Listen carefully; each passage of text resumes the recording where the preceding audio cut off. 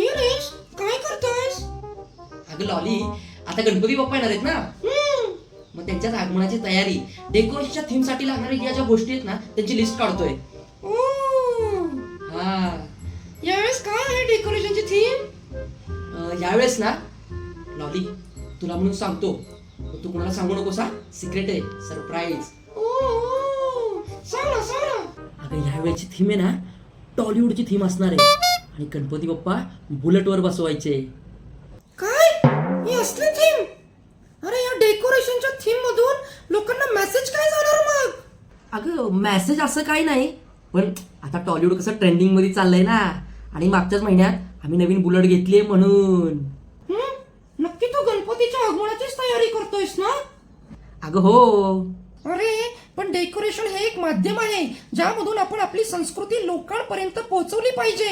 आता हेच बघ, मागच्या वर्षी आपण बघितलं 12 ज्योतिर्लिंग दाखवले होते, कोणी अष्टविनायक दाखवले होते, तर कोणी 3.5 शक्तीपीठ दाखवले होते.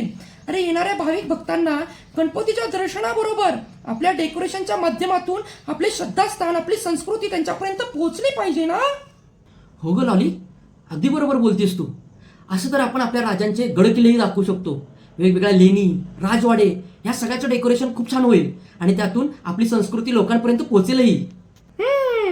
आणि सध्या सोशल मीडिया हा प्लॅटफॉर्म आहेच आपल्यासाठी, आपलं डेकोरेशन जगापर्यंत पोहोचवण्यासाठी. हे बघा, डेकोरेशनचा उपयोग आपला मोठेपणा दाखवण्यासाठी, मनोरंजनासाठी नको, तर आपली संस्कृती लोकांपर्यंत दाखवण्यासाठी आणि देवाविषयीचा भक्तिभाव दाखवण्यासाठी व्हावा. अगदी बरोबर बोललीस तू, आता पटलंय मला. आता लॉली तू बघच, पहिला डेकोरेशनचा प्लॅन चेंज, आता नवीन डेकोरेशन बघ मी काय करतो ते. आता त्याची तयारीला लागतो.